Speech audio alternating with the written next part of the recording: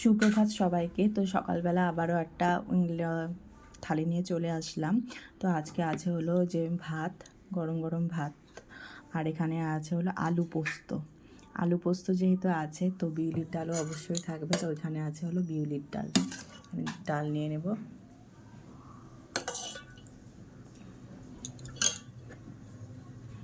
তো সকালে খাওয়া আজকে জমে গেল আলু পোস্ত।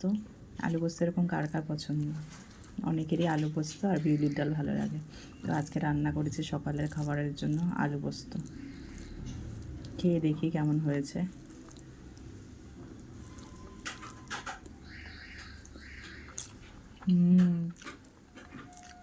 অনেক দিন পর আলু পোস্ত খেলাম, খুব ভালো লাগছে, সেই হয়েছে। আলু পোস্ত দিয়ে খেয়ে নিতে পারবো।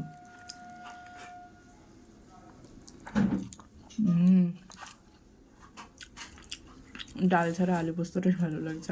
ডালটা করিও নি এখন। হেব্বি হয়েছে, হেব্বি।